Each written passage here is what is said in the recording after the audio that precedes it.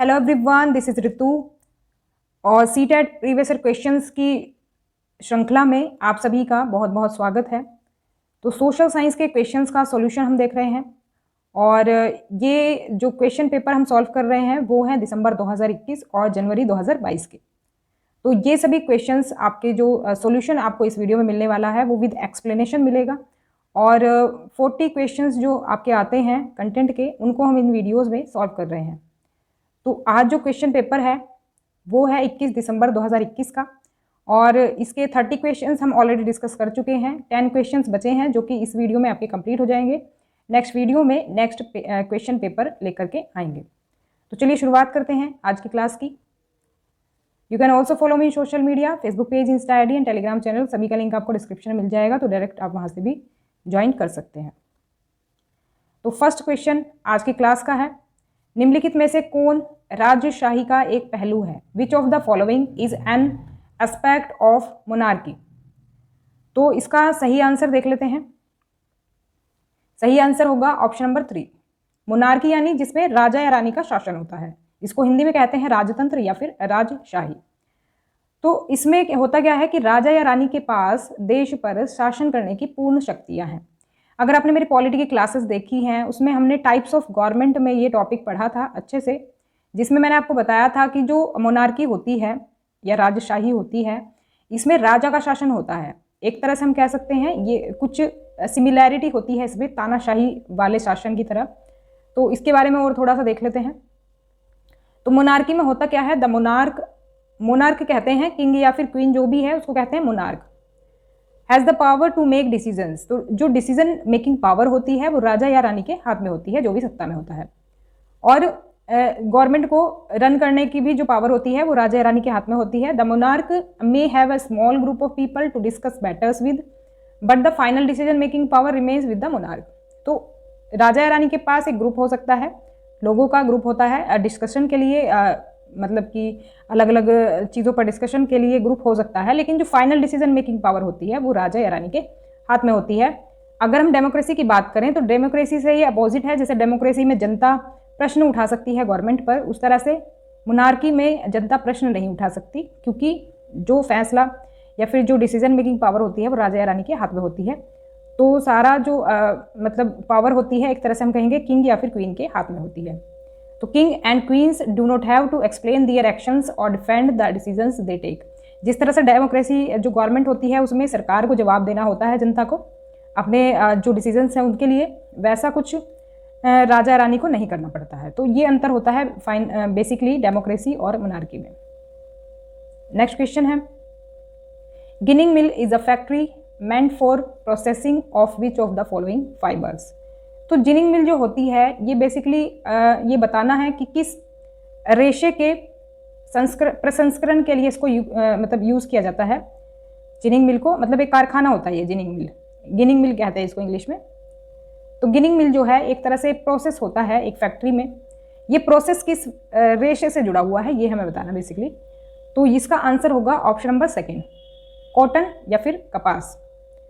ये वैसे होती क्या चीज़ है गिनिंग, एक बार देख लेते हैं। गिनिंग का जो प्रोसेस है इसमें समझेंगे। देखो अगर हम बात करें कपास की तो कपास का कुछ ऐसा प्रोसेस होता है कि जो कपास है वो जैसे कपास का उत्पादन हो जाता है तो उसके बाद क्या है, कपास मंडी में कपास बेची जाती है व्यापारी को। इसके बाद होता क्या है, जो गिनिंग मिल होती हैं ये कपास खरीद लेती हैं। गिनिंग मिल जो कपास खरीद लेती हैं उसके बाद क्या होता है, ये कपास से बीज हटाती हैं। तो बेसिकली ये जो कपास आप देख रहे हैं ना डायग्राम में, इस कपास के अंदर बीज होते हैं। अब क्योंकि बीज होते हैं तो रेशा इससे ऐसे ही नहीं बन पाएगा। तो इससे पहले क्या होता है, रेशे से बीजों को अलग किया जाता है। जो रेशे से बीजों को अलग किया जाता है उसी प्रोसेस को कहा जाता है गिनिंग। और जो इस प्रोसेस को करती हैं फैक्ट्रीज उनको कहा जाता है गिनिंग मिल। उसके बाद होता क्या है, सूत काटने की मिलें कपास के गट्ठर खरीद लेती हैं। यानी कि जब ये कपास से बीज हट गए उसके बाद सूत काटा जाता है इसका, और सूत काटने की मिलें कपास से धागा बनाती हैं। तो धागा बन जाता है फिर इसका, और धागे के बाद फिर इसका कपड़ा बनता है। तो पूरा ये प्रोसेस होता है, ध्यान रखेंगे, हो सकता है सीक्वेंस इसका पूछ लिया जाए। नेक्स्ट क्वेश्चन देख लेते हैं। इरोड का द्विसाप्ताहिक कपड़ा बाजार दुनिया के सबसे बड़े कपड़ा बाजारों में से एक निम्नलिखित में से किस राज्य में स्थित है? Erodes by weekly cloth market one of the largest cloth markets in the world is located in which of the following states. तो इरोड का जो सप्ताह में 2 बार लगने वाला कपड़ा बाजार है वो कौन से स्टेट में है ये बताना है। इसका सही आंसर होगा ऑप्शन नंबर 3, तमिलनाडु। तो बेसिकली तमिलनाडु में है, काफ़ी बड़ी मार्केट है, ये क्लोथ मार्केट है, तो ये तमिलनाडु में पड़ती है। तो ये जो बाज़ार है इसमें काफ़ी बड़ी मात्रा में कपड़ा बिकता है और एक तरह से हम कहेंगे चेन है, पूरी मार्केट्स की चेन है। इसमें बुनकर होते हैं जो कि कपड़ा बुनते हैं, व्यापारी होते हैं, ट्रेडर्स होते हैं और फिर कस्टमर्स जो कि कपड़ा खरीदते हैं। तो बेसिकली पूरा ये प्रोसेस, ये पूरी चेन होती है और इसी तरह से खरीदारी इसमें होती है मार्केट में। तो काफ़ी बड़ी मार्केट है ये। नेक्स्ट क्वेश्चन है, कावेरी जल विवाद निम्नलिखित में से किन 2 राज्यों के बीच है? Kaveri water dispute is between which of the following 2 states. तो किन 2 स्टेट्स के बीच में ये कावेरी जल विवाद है ये बताना है। तो ऑब्वियसली बात है, कावेरी नदी जो है साउथ इंडिया में बहती है, तो साउथ इंडिया के ही स्टेट होंगे। तो ऑप्शन नंबर 1 इसमें करेक्ट हो जाएगा। वैसे तो ऑप्शंस में हमें साउथ इंडिया के ही स्टेट दिए हैं, तो इसके बारे में थोड़ी डिटेल देख लेते हैं। बेसिकली जो ये कावेरी नदी है ये यहाँ पर बह रही है और ये जो स्टेट्स हैं 2, ये हो गए देखो कर्नाटक, ऊपर वाला जो ग्रीन पार्ट है ये कर्नाटक हो गया और नीचे येलो पार्ट जो देख रहे हैं आप ये है तमिलनाडु। तो ये कावेरी नदी कुछ इस तरह से बहती है और यहाँ पर 2 बांध बने हुए हैं। कृष्णा राजा सागर बांध ये कर्नाटका में है और ये मैटूर बांध है तमिलनाडु में। अब क्योंकि देखो बांध बनता है, आपको पता ही है, बांध से जब पानी छोड़ा जाएगा तभी अब आगे जाएगा। अब यहाँ से जब पानी छोड़ेंगे तभी आगे जाएगा, वो तमिलनाडु को मिलेगा। तो इसी के ऊपर इसमें विवाद रहता है अक्सर, तो इसी से जुड़ा हुआ है ये कावेरी नदी जल विवाद, जो कि 2 स्टेट्स के बीच में है, कर्नाटका और तमिलनाडु। ध्यान रखेंगे। नेक्स्ट क्वेश्चन है, महिलाओं के एक समूह द्वारा संचालित एक पाक्षिक समाचार पत्र खबर लहरिया उत्तर प्रदेश के निम्नलिखित में से किस क्षेत्र से शुरू किया गया था? अ fortnightly newspaper Khabar Lahariya run by a group of women was initiated from which of the following regions of Uttar Pradesh. पाक्षिक होता है 15 दिन का, जो महीना होता है उसमें 15-15 दिन के 2 पक्ष होते हैं। तो पाक्षिक जो कहा जाता है वो 15 दिन में एक बार जो समाचार पत्र निकाला जाता है उसको कहते हैं। तो बेसिकली पूछा गया है उत्तर प्रदेश के कौन से क्षेत्र से ये शुरू किया गया था। तो इसका सही आंसर होगा ऑप्शन नंबर 2, चित्रकूट। तो चित्रकूट से ये एक बार शुरू किया गया था खबर लहरिया। देखो क्योंकि जो मीडिया है ये मीडिया चैप्टर से लिया गया है। मीडिया जो है छोटे मोटे मुद्दों पर ध्यान नहीं देती हैं जो कि आम जनता से जुड़े होते हैं। तो जो लोग हैं, लोकल जो पीपल हैं, उन्होंने फिर अपना संचार माध्यम शुरू किया, मीडिया अपना एक तरह से कह सकते हैं न्यूज़पेपर शुरू किया। तो इसका एक एग्जाम्पल क्या है, खबर लहरिया है, जो कि चित्रकूट यूपी में 8 दलित महिलाओं द्वारा संचालित पाक्षिक अखबार है। पाक्षिक यानी कि 15 दिन में एक बार निकलता है ये, और ये दलित मुद्दों और राजनीतिक भ्रष्टाचार पर स्थानीय भाषा बुंदेली में प्रकाशित होता है। लैंग्वेज ध्यान रखेंगे, हो सकता है पूछ ले जाए अगली बार लैंग्वेज, और ये हो सकता है ये पूछ ले जाए कौन से कम्युनिटी की महिलाओं ने शुरू किया, ये भी पूछा जा सकता है। आगे बढ़ते हैं। नेक्स्ट क्वेश्चन है, एक 12 साल का बच्चा कांच बनाने की फैक्ट्री में काम करता है। इस स्थिति में किस मौलिक अधिकार का उल्लंघन होता है? अ 12-year old child works in a glass manufacturing factory. Which fundamental right is violated in this situation? तो एक तरह से जो कुछ मौलिक अधिकार हैं, हमारे 6 मौलिक अधिकार हैं, तो उसमें से कुछ शर्तें दी गई हैं सभी के लिए, मौलिक अधिकारों के लिए। तो अब इसमें आंसर देख लेते हैं। करेक्ट आंसर हो जाएगा ऑप्शन नंबर 3, शोषण के खिलाफ अधिकार, राइट अगेंस्ट एक्सप्लॉइटेशन। तो ये है क्या, देख लेते हैं एक बार। बेसिकली जो हमारे मौलिक अधिकार हैं, ये जो कई कानून हैं मौलिक अधिकारों का हिस्सा हैं, जो कि मौलिक अधिकारों के आधार पर बनाए गए हैं। उनमें से एक जो मौलिक अधिकार है वो है शोषण के विरुद्ध अधिकार। शोषण के विरुद्ध अधिकार के अंतर्गत क्या चीज़ है कि किसी को भी कम मजदूरी या बंधन में काम करने के लिए मजबूर नहीं किया जा सकता। कम मजदूरी नहीं दे सकते, मतलब जितनी मेहनत है उससे कम मजदूरी नहीं दी जाएगी, मतलब उससे कम पैसा नहीं दिया जाएगा, वेजेस लो वेजेस नहीं दिया जाएगा। इसके अलावा 14 वर्ष से कम आयु के किसी बच्चे को किसी कारखाने या खदान में काम करने के लिए या फिर किसी अन्य खतरनाक रोजगार में नहीं लगाया जाएगा, यानी कि जो रिस्की है रोजगार उसमें नहीं लगाया जाएगा। 14 साल से कम उम्र के बच्चे को या फिर फैक्ट्री वगैरह में काम पर नहीं लगाया जाएगा। तो ये जो है कंडीशंस दी हुई हैं इसके लिए। और अगर इसका वायलेशन होता है इस अधिकार का, तो हम कह सकते हैं कि शोषण के विरुद्ध अधिकार का वायलेशन हुआ है। तो इसके लिए हमारा जो ऑप्शन है वो 3rd ऑप्शन हो जाएगा सही। आगे बढ़ते हैं। नेक्स्ट क्वेश्चन है, भारतीय संविधान से संबंधित निम्नलिखित कथनों पर विचार करें और सही विकल्प का चयन करें। तो 2 स्टेटमेंट्स दी हुई हैं इंडियन कॉन्स्टिट्यूशन से रिलेटेड, तो करेक्ट कौन सी है बताना है। राइट ऑप्शन चुन लेते हैं, राइट आंसर देख लेते हैं। तो ये हो जाएगा first option, A is correct and B is incorrect.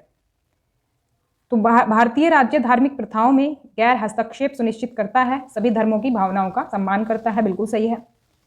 तो मतलब कि इंटरफेयर नहीं करता है इंडियन स्टेट जो है मतलब कि उसमें धार्मिक प्रथाओं में।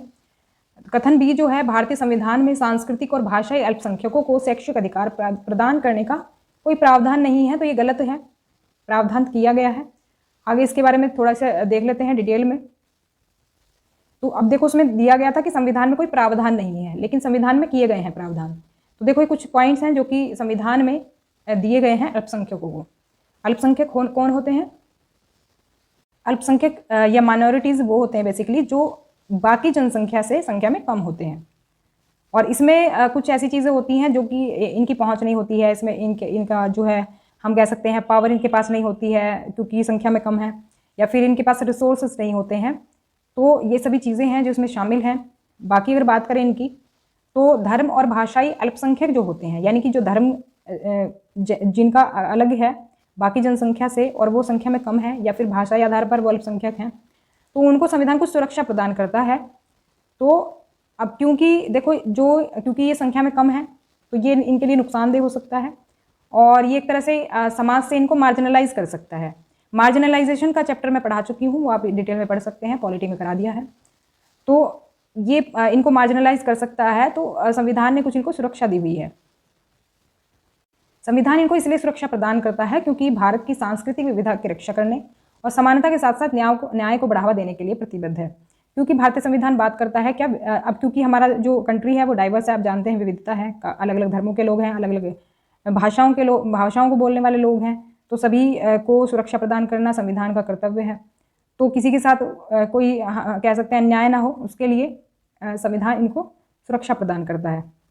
जैसे कि रिजर्वेशन दिया गया है कुछ कैटेगरीज को जो कि कमज़ोर हैं बाकी लोगों से जनसंख्या से, तो उनको आरक्षण दिया गया है। तो जैसे कि जो लोअर कास्ट कही जाती थी उसको क्या किया गया, आर्टिकल 17 में अनटचेबिलिटी को बैन किया गया। तो कई सारी चीज़ें हैं जो कॉन्स्टिट्यूशन टाइम पर अपने मतलब सुधार करता रहता है, जिसकी वजह से जो माइनॉरिटीज़ हैं वो भी सभी के इक्वल रह सकें, इक्वल राइट उनको मिल सके। नेक्स्ट क्वेश्चन है, असम, नागालैंड, मिजोरम और अरुणाचल प्रदेश राज्यों में निम्नलिखित में से किस शहर में एक सामान्य उच्च न्यायालय है? तो बेसिकली ये 4 स्टेट हैं जो कि एक उच्च न्यायालय साझा करते हैं, इनका एक ही उच्च न्यायालय है। सिंपल भाषा में समझा देती हूँ। तो इन चारों का जो उच्च न्यायालय है वो किस शहर में है ये बताना है। इसका सही आंसर देख लेते हैं, ये हो जाएगा ऑप्शन नंबर 3, ये है गुवाहाटी में। तो असम, नागालैंड और मिजोरम, इन चारों स्टेट्स के लिए एक उच्च न्यायालय है जो कि गुवाहाटी में है। इसी उच्च न्यायालय में इनके क्या होते हैं, जो भी फैसले होते हैं वो लिए जाते हैं।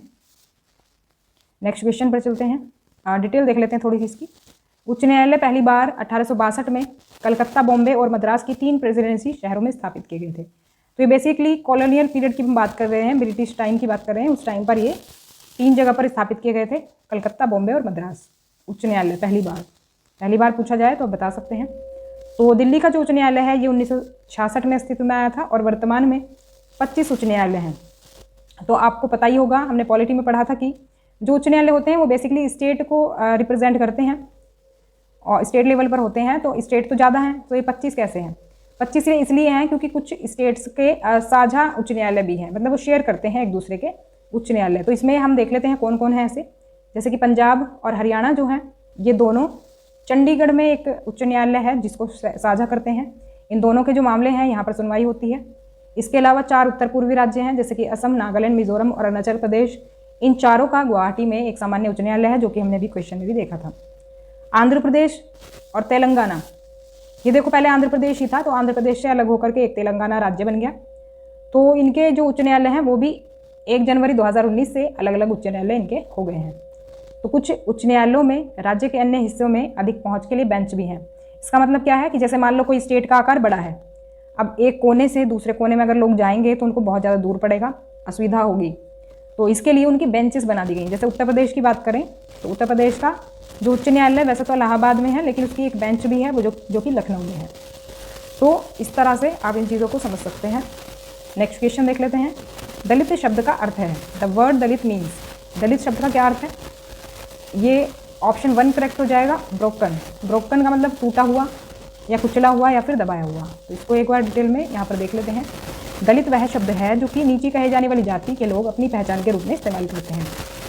अब क्योंकि देखो इनको अनटचेबल बोला जाता था पहले, तो इन लोगों ने ये शब्द ज़्यादा सही समझा खुद के लिए, अनटचेबल से सही, क्योंकि अनटचेबल सुनने में थोड़ा अजीब लगता है। दलित इन्होंने क्यों चुना? क्योंकि दलित का मतलब होता है दबाया गया या कुचला गया या फिर टूटा हुआ, ब्रोकन इंग्लिश में कहेंगे। तो क्योंकि इनके साथ कुछ ऐसा ही हुआ था, तो सरकार ने ऐसे लोगों को अनुसूचित जाति के वर्ग में रखा है। तो आपने सुना भी होगा शेड्यूल कास्ट, SC। तो बेसिकली इसका दलित का मतलब होता है दबाया गया, कुचला गया या फिर टूटा हुआ, कुछ भी आपको मिल सकता है ऑप्शन में। इंग्लिश में देख करके ज़्यादा ईजी रहेगा, ब्रोकन। नेक्स्ट क्वेश्चन है, यदि लोगों का एक समूह दूसरे राज्यों के मजदूरों को उनके राज्यों में काम करने से रोकता है, श्रमिकों के किस मौलिक अधिकार का उल्लंघन है? If a group of people prevent labourers from other states from working in their state, which fundamental right of the workers is violated? तो इसका जो करेक्ट आंसर होगा वो हो जाएगा ऑप्शन नंबर 3। देखो ये कुछ इस तरह का ही है, जैसे हमने बच्चों का देखा था कि बच्चा अगर कांच की फैक्ट्री में काम करता है तो कौन से अधिकार का वायलेशन होगा, कौन से फंडामेंटल राइट का वायलेशन होगा। इसमें भी हमसे पूछा है, ये हमसे पूछा है श्रमिकों के किस मौलिक अधिकार का उल्लंघन होगा, तो ये स्वतंत्रता के अधिकार का उल्लंघन होगा। ऐसा क्यों है? देखो इसमें जो है ना एक कन्फ्यूज़न हो रहा है इसमें, जो ऑफिशियल आंसर की है सीटेट की, तो उसमें इन्होंने शोषण के खिलाफ अधिकार दिया है, जो आंसर की में इन्होंने आंसर दिया है। लेकिन इसका करेक्ट आंसर आप अगर बुक में भी देखेंगे इसकी एक्सप्लेनेशन, तो स्वतंत्रता का अधिकार में आएगा ये, क्योंकि ये राइट टू फ्रीडम का वायलेशन है। अगर श्रमिक को काम करने से रोक रहे हैं किसी और स्टेट में, तो ये यहाँ पर गलत है। अब देखो उसके बाद अभी रिवाइज रिजल्ट भी जारी हुआ है, तो उसमें हो सकता है ये सही कर दिया गया हो। तो ये जो आंसर था सीटेट की आंसर की में, ये गलत था, मेरे अकॉर्डिंग गलत है, और मैंने बुक में से ही मैं वेरीफाई करके बता रही हूँ। तो इसका करेक्ट आंसर 3rd ऑप्शन होना चाहिए। बुक में से वेरीफाई कर रही हूँ, ऐसी बात नहीं है, ये अपने पर्सनल एक्सपीरियंस पर बता रही हूँ। तो बुक से अगर वेरीफाई करें तो तीसरा ऑप्शन इसमें करेक्ट होगा। इसकी एक्सप्लेनेशन भी मैं आपको बता देती हूँ, जैसे कि according to article 19 the people of India enjoy 6 freedoms. तो एक तरह से हम कहेंगे कि जो आर्टिकल 19 है ये स्वतंत्रता की बात करता है। तो स्वतंत्रता के आधार पर ये लोगों को मिली हुई है संविधान में, ये सभी स्वतंत्रता हमारा अधिकार है। और देखो ये मैंने हाईलाइट कर दिया है जो पॉइंट हमारा क्वेश्चन में दिया गया था। If a group of people prevent labours from other state from working in their state, it is a violation of the right to freedom. तो क्योंकि देखो हम कहीं भी आ जा सकते हैं, ये किस में आएगा? स्वतंत्रता में तो आएगा, ये शोषण तो हुआ नहीं, स्वतंत्रता में तो आएगा। अगर मान लो आप किसी को बंद कर देते हो एक कमरे में, तो उसको क्या होगा? आप उसकी फ्रीडम ही तो छीन रहे हो, फ्रीडम हुआ ना। तो इसी तरह से हम समझ सकते हैं इसको कि देखो ये लास्ट वाला जो पॉइंट है, freedom to practice any profession और to carry out any occupation, trade और बिजनेस। कोई भी बिजनेस कर सकते हैं लोग, कहीं भी जा सकते हैं, कोई भी व्यवसाय कर सकते हैं एक स्टेट से लेकर के दूसरे स्टेट में। ऐसा कुछ तो नहीं है ना कि आप यूपी के लोग MP नहीं जा सकते, MP के लोग महाराष्ट्र नहीं जा सकते। आपने देखा भी होगा तो लोग जॉब भी करते हैं दूसरे स्टेट्स में, तो मतलब उनको फ्रीडम है कहीं भी आने जाने की। तो ध्यान रखेंगे इसमें जो करेक्ट ऑप्शन है वो 3rd होगा, स्वतंत्रता, राइट टू फ्रीडम हमारा सही आंसर होगा इसमें। तो ये थी आज की class. If you have any query then please ask me in comment section.